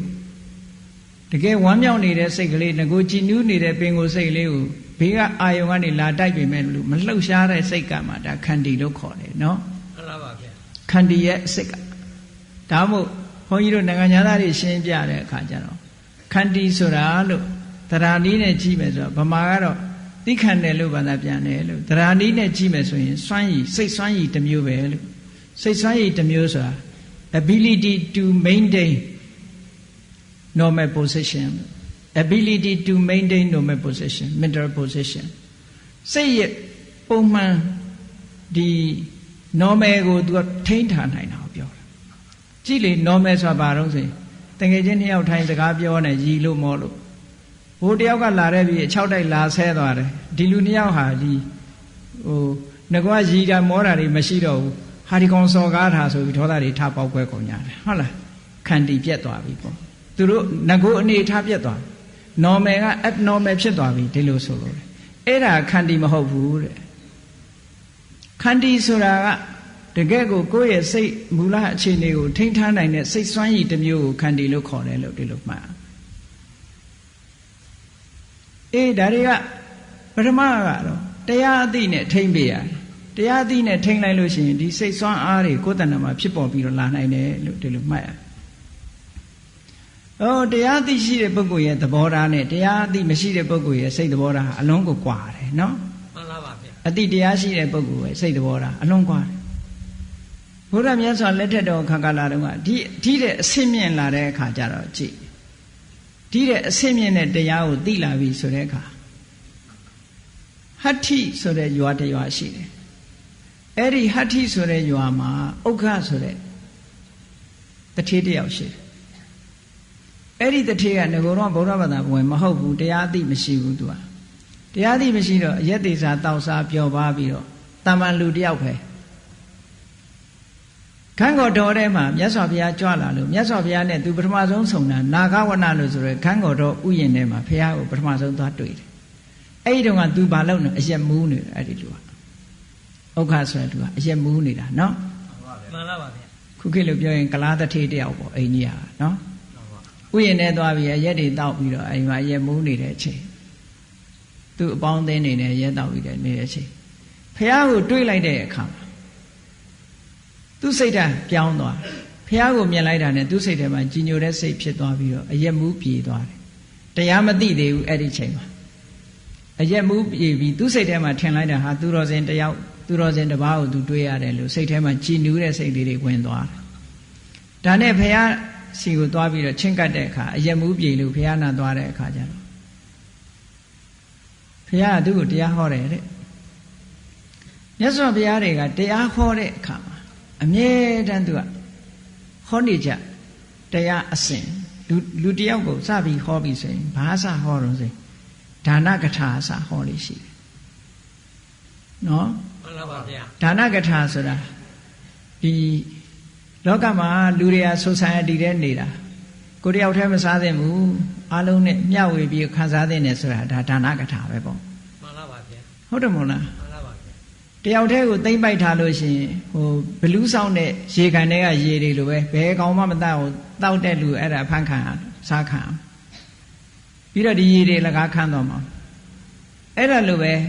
တချို့လူတွေပစ္စည်းပိုင်ဆိုင်တာက society အတွက်ဘာမှအသုံးမဝင်ဘူးသူလည်းမသုံးဘူးသူများလည်းမသုံးအောင်ဟောတေတော့ဒီတိုင်းကြီးပြစ်ထားခဲ့တယ်အဲ့ဒါမျိုးမဖြစ်စေရဘူးအားလုံးနဲ့ share လုပ်ရမယ်တချို့ကမသရာတာကိုယ့်ကိုယ်တော်မသရာဘူးကြားဘူးတယ်မဟုတ်လားဇာလန်းနေရှိတယ်ကိုယ့်ကိုယ်တော်မသရာဘူးမစ္စရိယတထေးလို့ဆိုတာကိုယ့်ကိုယ်တော်မစားဘူးမုံစီကျော်လေးစားကြတာသူများလာမှဆိုလို့မပြောဘူးတဲ့အောက်နော်တထေးကမုံစီကျော်လေးစားကြတာကိုလမ်းဘေးမှာမုံစီကျော်လေးတွေ့တာစားကြတာအောက်နေတယ်ဘာဖြစ်လို့လဲဆိုရင်မုံစီကျော်ကြော်လို့ရှိရင်ဝိုင်းစားကြမှာဆိုလို့တဲ့သူများကိုပေးရမှာဆိုလို့အောက်အဲ့ဒါလို့မစ္စရိယအားကြီးလာပြီဆိုလို့ရှိရင်ကိုယ်တော်မစားရတော့ဘူးလူတွေမှာပစ္စည်းဥစ္စာကိုမသုံးရဘူးအဲ့ဒါလို့ဖြစ်လာတတ်တယ်အဲ့တော့အဲ့ဒါမျိုးမဖြစ်အောင်မြတ်စွာဘုရားဒါနကထာတယောက်နဲ့တယောက် share လုပ်မယ်ကိုတယောက်တည်းမသုံးရဘူး charity တို့ဟုတ်လားဒါမျိုးတွေကရှိရမယ် generosity တို့ဒါမျိုးတွေရှိရမယ်သူများကိုစွန့်ကြဲရမယ်ပေးကမ်းရမယ်ကိုမိသားစုဖြစ်မိသားစုပေါ့မိတ်ဆွေတငယ်ချင်းတွေပေးရမယ်ကိုပေးတင်ပေးလိုက်တဲ့ပုဂ္ဂိုလ်တွေပေးရမယ်မတွန့်တိုရဘူးဒါဒါနကထာနောက်ပြီးတော့ကိုချင်းတရားမပြတ်ပြားရဘူးတဲ့သီလကထာလူဘဝရောက်လာရင်ကိုချင်းတရားကောင်းရမယ်ကောင်းအောင်နေရမယ်လူတော်လူကောင်းဖြစ်ဖို့ဆိုတာကိုချင်းတရားကောင်းပါဒါနကောင်းမှုတွေဘလောက်လုပ်နေနေကိုချင်းတရားမရှိရင်သူတော်ကောင်းမခေါ်နိုင်သေးဘူးဒါကိုကိုချင်းတရားကောင်းအောင်လုပ်ဖို့ဆိုပြီးဘုရားသီလကထာဟောတယ်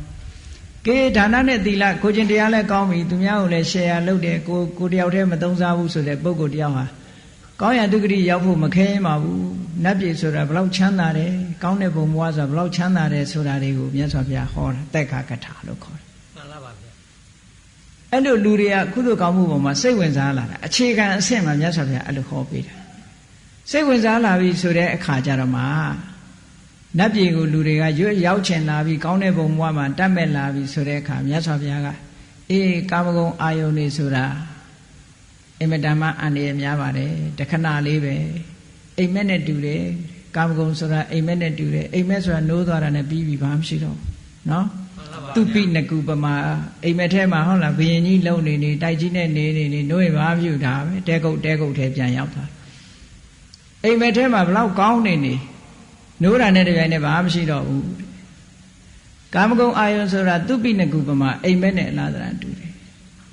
နောက်တစ်ခုကာမဂုဏ်အာယုန်ဆိုတာတဲ့အမဲရိုးနဲ့အလားတရာတူတယ်နတ်သမားကနေပြီးတော့နွားတတ်ပြီးတော့ဒီအယိုးမှာကတ်နေတဲ့အသားတွေကိုချစ်ယူပြီးတော့ပြစ်လိုက်တဲ့အမဲရိုးကိုအဲ့ဒီနာမျောနေတဲ့ခွေးကဒါလေးကိုချီးပြီးတော့တနေကုန်ရှာနဲ့ရက်လိုက်သွားနဲ့ကြိုက်လိုက်ရှာနဲ့ရက်လိုက်သွားနဲ့ကြိုက်လိုက်အရသာထွက်နိုးနဲ့အနံ့ကလေးနဲ့ဓာလေးနဲ့ပဲပြီးသွားတာပြီးတာသွားရောသွားတွေနားလာပြီးတော့အဲ့ဒါနောက်ဆုံးညဘာမှဝါလို့မရဘူးပြစ်လိုက်ရတဲ့အနေထားနဲ့ကာမဂုဏ်အာယုန်ဆိုတာအဲ့ဒီတိုင်းပဲတဲ့အမဲရိုးနဲ့အလားတန်တူတယ်တဲ့မှန်လားပါဗျာအပေါ်ယံလေးတုပ်လိမ့်တာဘာမှအရသာမရှိဘူးအနံ့ကလေးနဲ့တင်ဟုံနိုးနဲ့ပြီးတော့ပြီးသွားဘာမှမရှိတော့ဘူးလို့ဆိုလို့တယ်အေးမြတ်စွာဘုရားကအဲ့ဒါလိုကာမဂုဏ်အာယုန်တွေရဲ့အပြစ်ကိုဟောတာကာမနာအာရိနဝကထာလို့ခေါ်တယ်အဲ့ဒါတွေကိုမစွန့်လွတ်နိုင်သေးတဲ့မြတ်တောကတွေနဲ့ရင်ဝယ်ပိုက်ပြီးတော့နေကြရမယ်တဲ့ဒါတွေကိုစွန့်လိုက်မှချမ်းသာမှာဆိုပြီးနိက္ခမေအာနိတန္တကထာဒါတွေကိုလုံးဝ freedom လုံးဝစွန့်ပလိုက်ခုနကဗတ္တိယမင်းကြီးဟာတခါတည်းစွန့်လိုက်တာနဲ့အဟောတုခံခုမှချမ်းသာတော့တာပဲဆိုတာစွန့်လွတ်သွားတဲ့ဟာမျိုးမြတ်စွာဘုရားဟောဒါကိုကထာ၅မျိုးလို့ခေါ်တယ်မှန်လားပါဗျာအဲ့ဒီကထာ၅မျိုးနဲ့ဟောပြီးတဲ့အခါကျတော့မှလူရဲ့စိတ်လေးဟာတော့ညီဒီတရားဓမ္မကိုခံယူနိုင်စွမ်းရှိပြီဆိုတဲ့အခါကျတော့မှမြတ်စွာဘုရားကသဘာဝတရားတွေရဲ့ဖြစ်စဉ်ကိုဟောတယ်ဟောလိုက်တဲ့အခါကျတော့ဘာနားလည်သွားတုံဆိုတော့တရားနာတဲ့ပုဂ္ဂိုလ်ကနားလည်သွားတယ်စိတ်ထဲမှာအညစ်အကြေးတွေကင်းသွားပြီးသူ့မှာပွင့်လင်းတဲ့မျက်စိတစ်ခုအမြင်တစ်မျိုးရလာတယ်အဲ့ဒီအမြင်ကဘာလို့ဆိုရင်ယံကိဉ္စိသမုဒိယဓမ္မံသဗ္ဗန္တံនិရောဓဓမ္မံ ဖြစ်လာတာမှန်သမျှချုပ်မှာပဲဆိုတဲ့အတိရသွားပြီအဲ့တော့ဘာမှမမြဲဘူးငါရတာတွေတခုမှမမြဲဘူးဆိုတဲ့အတွေးလေးတွေးလိုက်နိုင်ပြီဒီအမြင်မျိုးလေးရလိုက်နိုင်ပြီဆိုရင်မစွန့်လွတ်နိုင်စရာရောရှိသေးရဲ့လားရှိတော့ပါဗျာသူများပေါ်အနိုင်ကျင့်ကျင်တဲ့စိတ်ရောရှိသေးလားရှိတော့ပါဗျာမရှိတော့ဘူးလေအလုံးထားကြရမှာလို့ဆိုတာသိသွားတာနဲ့တပြိုင်နက်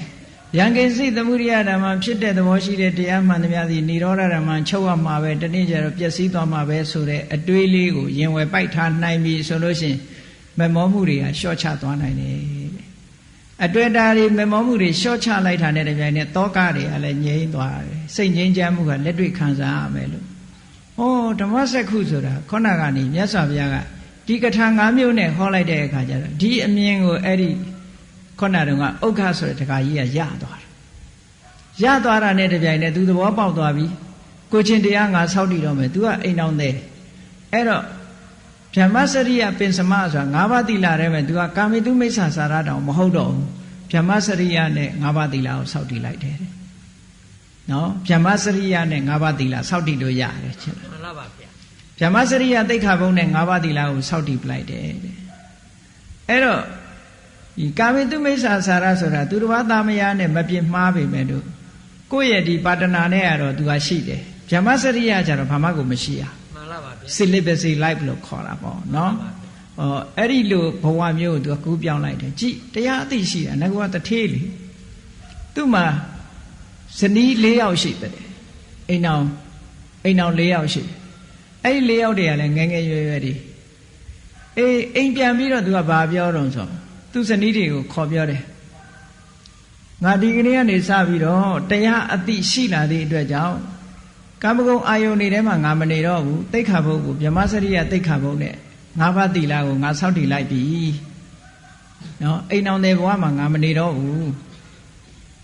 မင်းတို့တွေတဲကနေပြီးတော့ဒီအိမ်မှာဆက်နေခြင်းမင်းတို့နေနိုင်တယ်အကယ်၍မနေခြင်းဘူးဆိုလို့ရှိရင်လည်းတခြားအိမ်ကိုပြန်နိုင်တယ်ယူခြင်းတဲ့ပစ္စည်းအကုန်ယူပြီးတော့အကယ်၍နောက်အိမ်တော်ပြုတ်ခြင်းတယ်ဆိုရင်လည်းပဲဘသူ့ကိုပြုတ်ခြင်းလဲငါ့ကိုပြောလို့ဆိုတော့အဲ့ဒီထဲမှာသူ့ရဲ့အငယ်ဆုံးဇနီးကနေပြီးတော့ပြောတယ်တဲ့ဘသူနဲ့သူပေးစားပါလို့ပြောတယ်အဲ့ဒီလူကစိတ်သဘောထားဘလောက်ကောင်းလို့ဆိုအတိတရားရှိတဲ့လူရဲ့စိတ်နေသဘောထားအကြည့်အဲ့ဒီသူ့ရဲ့ဇနီးအငယ်ဆုံးဟုတ်လားအရွယ်ကိုသူပြောတဲ့ယောက်ျားနဲ့လက်ထပ်ပေးလိုက်တယ်သူကိုယ်တိုင်သွားပြီးတော့လက်ထပ်ပေးလိုက်တယ်အဲ့လိုလက်ထပ်ပေးလိုက်တဲ့အချိန်မှာသူ့စိတ်ဟာနည်းနည်းလေးမှတွန့်တော်ခြင်းမရှိဘူးတဲ့ဘာမှစိတ်ပြောင်းလဲသွားတာမရှိဘူးသူဆုံးဖြတ်ချက်ဟာနောက်ကြောင်းမလှည့်ဘူးလို့ဆိုဒါဘာကြောင့်လဲဆိုတရားအတိပဲဟုတ်လားမှန်ပါဗျာသူ့ရဲ့အတိတရားကအလွန်အဆင့်မြင့်သွားပြီနော်ဒီအဆင့်ရောက်သွားတယ်ဆိုတာအလွန်အဆင့်မြင့်သွားပြီဒါဘုရားတရားနာပြီးဒီအဆင့်ရောက်သွားတဲ့လူကတကယ်ရှိခဲ့ဘူးလားနောက်အဲ့ဒါလို့သူအိမ်အောင်တဲ့ဘဝကိုဆုံးလွတ်လိုက်ပြီးတဲ့အခါကျတော့ဘုန်းကြီးဝတ်ထားမဟုတ်ဘူးလူနဲ့ပဲနေတယ်အဲ့တူကဆက်ပြီးတော့အိမ်အောင်တဲ့ဘဝဆုံးလွတ်ပြီးတဲ့အခါမှာသူဘာလုပ်တုံးဆိုလဲယဟန်တန်ဃာတွေကိုစိကတ်တဲ့အခါမှာတဲ့ဘယ်တော့မှမလေးမစားမစိကတ်ဘူးတဲ့လေးလေးစားစားစိကတ်တယ်ဘယ်ကိုတော့စီသွားတလေးတစားစိကတ်တယ်တဲ့ဟောဒါသူ့ရဲ့အည်သွေးတစ်ခုနောက်တစ်ခါယဟန်တန်ဃာတွေစီသွားတဲ့အခါမှာဘုန်းကြီးကတရားဟောရင်ဟောမဟောလို့ရှိရင်သူကဟောရတဲ့တရားချဲစကားချဲနံပါတ်တောင်းပြီးဘယ်တော့မှပြန်မလာခဲ့ဘူးဘုန်းကြီးစီသွားလို့ရှိရင်တရားစကားပဲပြောတယ်ဘုန်းကြီးကတရားဟောရင်ရိုသေစွာနားထောင်တယ်နော်ဟိုစီးပွားရေးစကားလည်းမပြောဘူးကျောင်းသွားရင်တရားဟောရင်ဟောတယ်ဘုန်းကြီးကဟောရင်ရိုသေစွာနားတယ်ဘုန်းကြီးကမဟောရင်သူကဟောရတယ်အဲ့ဒီလိုအနေအထားမျိုးသူကကြည့်အတိတရားရှိတဲ့ပုဂ္ဂိုလ်ရဲ့စိတ်သဘောထားတွေကဘလို့ပြောင်းသွားတယ်ဆိုတာနောက်ကြတော့ဒီနေ့ကြတော့သူကတန်ဃာတွေကိုဆွမ်းသာပင့်တယ်ဆွမ်းသာပင့်တဲ့အခါကျတော့သူ့အိမ်ဆောင်နှက်ကလာပြီးကိုသူပြောတယ်ဘယ်ကူတော်ကယဟန္တာဘယ်ကူတော်ကသောတာပန်ဘယ်ကူတော်ကအနာဂံအဆင့်ရှိတယ်ဘယ်ကူတော်ကတော့သီလမရှိဘူးနဲ့လာပြီးပြောတယ်သူ့စိတ်ထဲမှာဒီလိုလုံးဝခွဲခြားတာမရှိဘူးတဲ့တန်ဃာဆိုပြီးတော့ပင့်တယ်ဘယ်သူပဲဖြစ်ဖြစ်ဘယ်ပုဂ္ဂိုလ်တော့များများလှူမယ်ဘယ်ပုဂ္ဂိုလ်တော့ရှော့လှူမယ်လို့စိတ်ထဲမှာကွက်တာမရှိဘူးတဲ့ဟောဒါလည်းသူခိုးဆက်ကောင်းတာပဲတရားသိရှိသွားပြီဆိုလို့ရှိရင်ပုဂ္ဂိုလ်မရွေးတော့ဘူးသူကပုဂ္ဂိုလ်ရွေးနေတာတွေကတရားအသိအားနည်းနေသေးတယ်တဲ့တန်ဃာဆိုလို့ရှိရင်ဓာတ်တို့ထားနိုင်တဲ့အနေထားရှိတယ်ဘယ်ပုဂ္ဂိုလ်ကတော့ယန္တာဆိုရင်ယန္တာပဲလှူမယ်ဟိုယန္တာမဟုတ်တဲ့ပုဂ္ဂိုလ်မလှူဘူးဆိုရင်မျိုးမရှိဘူးတဲ့သူကနော် မှန်လားပါဗျာ ဟိုရဟန္တာဆိုပြီးတော့ဝိုင်းအောင်နေကြတာမျိုးမလုပ်ဘူးတဲ့ဒါမျိုးမလုပ်ဘူးသူကနတ်တွေကဒီလိုလာပြောတာကိုလေသူ့စိတ်ထဲမှာတုံလုံးအောင်မဖြစ်ဘူးတဲ့နောက်တစ်ခုနတ်တွေကနေပြီးတော့သူ့ကိုလာပြီးတော့ဒီတတိပေးစကားတွေဘာတွေပြောရင်လေနတ်တွေကလာပြီးပြောရင်သူ့ကိုနတ်တွေကစောင့်ရှောက်တယ်လို့ဆိုပြီးတော့မာမာနလုံးဝတက်ကြွမှုမရှိဘူးတဲ့နတ်တွေနဲ့စကားပြောရတယ်ဆိုပြီးတော့သူ့စိတ်ထဲမှာဘာမှပြောင်းလဲမှုမရှိဘူးလို့ဒီလိုဆိုသူ့ရဲ့ရှိတဲ့ပစ္စည်းဥစ္စာကိုလည်းပဲကိုချင်းတီလာရှိတဲ့ပုဂ္ဂိုလ်တွေနဲ့ဘယ်တော့မှခွဲချမ်းမလုပ်ဘူးတဲ့ဓာတ်ညညီမျှပဲလှူလိုက်တယ်ပေါ့နော်မှန်လားပါဆွန်းလောင်းတဲ့အခါမှာတချို့ခွဲချမ်းတာတွေ့ရတယ်ဒါကတော့ထိုင်းဝက်သားကတော့ထိုင်းကိုယ်တော်အတွက်နော်ပဲပြုတ်ကဘယ်ကိုယ်တော်အတွက်နဲ့ဆိုပြီးတော့ဒီလိုခွဲပြီးတော့လှုပ်တတ်တယ်လေသူကအဲ့လိုမလုပ်ဘူးတဲ့အားလုံးဟာဓာတ်ညညီမျှပဲထားတယ်လို့ဒီလိုဆိုတယ်ဘယ်တော့မှဘယ်ပုဂ္ဂိုလ်တော့များလှူမယ်ဘယ်ပုဂ္ဂိုလ်လျှော့လှူမယ်ဘယ်ပုဂ္ဂိုလ်စိတ်နဲ့သဘောထားခြင်းကတိတ်ကွာသွားတယ်အဲ့ဒီလိုဖြစ်ရမယ်သူ့မှာဒီလိုစူးကြုံနှိမ့်မြင့်ရွေးချယ်တာမလုပ်တော့ဘူးလို့ပြောတာနော်မှန်လားပါဗျာအဲ့ဒါမျိုးဒီဥက္ကဆိုတဲ့တက္ကကတရားအသိရှိလာတဲ့အချိန်မှာသူ့ရဲ့စိတ်နဲ့သဘောထားတွေကဒီလိုပြောင်းသွားတယ်နောက်ဆုံးသူကဘာကြေညာချက်ထုတ်တုံဆိုလို့ရှိရင်အကယ်၍သူကအရင်သေးသွားလို့ဆိုရင်မြတ်စွာဘုရားကသူ့ကိုပြောပါလိမ့်မယ်တဲ့ဟောပါလိမ့်မယ်တဲ့ဒီဥက္ခဟာဘယ်တော့မှကာမဂုဏ်ကိုကာမဘုံကိုပြန်လာမှာမဟုတ်ဘူးဆိုတာကိုမြတ်စွာဘုရားပြောပါလိမ့်မယ်ဘာဖြစ်လို့တော့ဆိုသူကအနာဂံအဆင့်ထိအောင်ရောက်သွားတခါလေမှန်လားပါဗျာအနာဂံအဆင့်ရောက်သွားတဲ့ဆိုကာမဂုဏ်အာယုန်နေနဲ့လုံးဝဖြတ်ပယ်လိုက်တာဒါကြောင့်မို့လို့အိမ်တော်တဲ့ဘဝကိုသူဆွန့်လွတ်လိုက်တာအနာဂံဖြစ်သွားလို့ပြောတာနော်မှန်လားပါဗျာသောတာပန်ဖြစ်သွားပြီးတော့သောတာပန်ဖြစ်သွားပြီဆိုရင်ဒီဒိဋ္ဌိနဲ့ဝိသိကိစ္စဆိုတာအမြင်မှားတာလည်းမရှိဘူးတန်တရားဆိုတာလည်းမရှိဘူးတရားဓမ္မနဲ့ပတ်သက်လာလို့ရှိရင်နောက်ပြီးတော့လောဘဒေါသမောဟဆိုတာလည်းဖြစ်အောင်အရှိန်သိမ့်မကြီးတော့ဘူးဒေါသထွက်အောင်သူကယော့သွားပြီသူများကိုထဆဲလောက်အောင်ဒေါသမထွက်တော့ဘူးသူစိတ်တော့ဆိုးရင်ဆိုးမယ်ဒါပေမဲ့လို့သူများကိုဆဲလောက်အောင်သူမဆိုးတော့ဘူးနော်သောတာပန်ပုဂ္ဂိုလ်ကအဲ့လိုစိတ်ကိုထိန်းနိုင်တာလောဘဖြစ်အောင်လည်းပဲငရဲကြလောက်အောင်လောဘမဖြစ်တော့ဘူးဒါကိုအပါယကမ္မနိယလောဘမဖြစ်တော့ဘူးသူမှာတခါတဂရကံဖြစ်သွားပြီဆိုတဲ့အခါကျတော့သောတာပန်နဲ့သူကလောဘက10ချိန်မှ1ချိန်လောက်ဖြစ်မယ်ဒေါသကလည်းအချိန်100မှ1ချိန်လောက်ပဲဖြစ်မယ်ဟောဖြစ်လာတဲ့ဒေါသရဲ့အချိန်ကလည်းပဲနည်းနည်းလေးပဲဖြစ်တယ်သူကမတိမသားလေးပဲဖြစ်တယ်မပယ်သေးတာလေးပဲရှိတယ်စိတ်ထဲမှာပူကနေသွားတာမျိုးလေးလောက်ပဲဖြစ်မယ်ပါးစပ်ကတောင်လှုပ်လာမယ်မထင်တော့နော်မျက်လုံးကြီးရဲသွားတာမျိုးလို့မျက်နှာရဲသွားတာအသားဆတ်တုံးလာတဲ့ဒေါသမျိုးအစဉ်မရောက်တော့ဘူးမှန်လားပါဗျာပါးစပ်ကနေပြီးတော့ဟိုနေမကစားပြောဖို့ဆိုတာဝေးလေဆိုတာသူများကိုထရိုက်ဖို့ဆိုတာဝေးလေဆိုတာသူဒေါသဖြစ်မှန်းတောင်ဘေးကလူကမသိလိုက်အောင်ဖြစ်သွားပြီတက္ကရာကအဆင့်ရောက်လို့ရှိရင်အနာဂတ်အဆင့်ရောက်သွားရင်လုံးဝအရှင်ဒေါသရင်ထဲမှာတော့မလာတော့ဘူးလို့ပြောတယ်ပူကနေတော့မတက်လာတော့ဘူးလို့ပြောတာနော်မကျေနပ်တဲ့စိတ်ကလုံးဝရှင်းသွားပြီကာမဂုဏ်အာယုန်စိတ်တွေလည်းလုံးဝရှင်းသွားပြီဒီလိုအဆင့်ဆင့်ပယ်သွားတာယဟန္တာဖြစ်သွားပြီဆိုရင်ကိရိတာမှန်သမျှလုံးဝရှင်းသွားပြီဒါတရားအသိရှိတဲ့ပုဂ္ဂိုလ်ရဲ့စိတ်သဘောထားတွေဟာမြင့်တဲ့မြင့်လာပြီးတော့လူလောကမှာဒီပုဂ္ဂိုလ်တွေဟာအငြိမ်းချမ်းဆုံးစိတ်ဓာတ်အလွတ်လပ်ဆုံးနဲ့တကယ်ထာဝရငြိမ်းချမ်းတဲ့ချမ်းသာဒုက္ခကိုသူတို့ဟာဒီဘဝမှာပဲခံစားသွားရတယ်ဆိုတာထိုပုဂ္ဂိုလ်ရဲ့စိတ်နေသဘောထားကိုအကဲခတ်ကြည့်ခြင်းအပြင်ဘလောက်ချမ်းသာမလဲဆိုတာအတူယူပြီးတော့ကျင့်သုံးစရာအလွန်ကောင်းပါတယ်ဒါကြောင့်မို့တရားချစ်ခင်သူတော်စင်ပြိဿတို့သည်အတိတရားရှိသူတို့ရဲ့စိတ်နေသဘောထားမျိုးဖြစ်အောင်တို့တွေကျင့်ကြံကြုတ်ကုတ်အားထုတ်မှာပဲလို့ကိုယ်စီနှလုံးသွင်းပြီးကျင့်ကြံကြုတ်ကုတ်အားထုတ်နိုင်ကြပါစေကုန်သတည်းသာဓုသာဓုသာဓုကဲမေတ္တာပို့အောင်တတ္တဝါများစွာဘေးရန်ကွာချမ်းသာကြပါစေမေတ္တာရေချမ်းသုံးငါဖြံငြိမ်းချမ်းကြပါစေသက်ရှိချမ်းမာစိတ်ချမ်းသာလူရဆန္ဒပြည့်ပါစေဓမ္မောတရံပိဝိတဝနာဝိသာတဗ္ဗေတမုဟတာအစရမရာတိတိဘာဝောနိဗ္ဗာနံယန္တုတာရောဓမ္မောတရံလောဘဒေါသမောဟစိတ်တောင်းကင်းပြောင်းကြည်တရားစေကို ပိဝိတဝဝန္တာရှင်ပြတောက်ကြရနာကြရကုန်သောကြောင့်ဝိသာသဗေပူဇာညစ်နောက်ကိလေသာစိတ်တောက်ဟုသမျှတို့သည်သမုဒ္ဒပိဉ္ကြဘဲတွင်ရေမတင်တဲ့ကဲ့သို့ကင်းစင်လွင်ပြောင်းပေမြောက်အောင်ပယ်ဖြောင်းကုန်သည်ဟွန်တုစင်စစ်မသွေဖြစ်ကြပါစေကုန်သတည်းအစရမရအိုခြင်းလဲကွာနာခြင်းလဲကင်းသေးခြင်းလဲရှင်းထသောတိတိဘဝကိလေသာဟုပုခတိကင်းခြင်းရာစစ်ဖြစ်ပေထသောနိဗ္ဗာန်နိဗ္ဗာန်ဟုခေါ်အေးမြူတော်သို့သာရောတရားချစ်ခင်စိတ်ကောင်းဝိညာသူတော်စင်များတို့သည်ယန္တုပါရမီအစဉ်စဉ်မြင့်နေမြင်၍မလင့်ပုံသေးဆက်ရောက်တော်မူကြပါစေကုန်သတည်း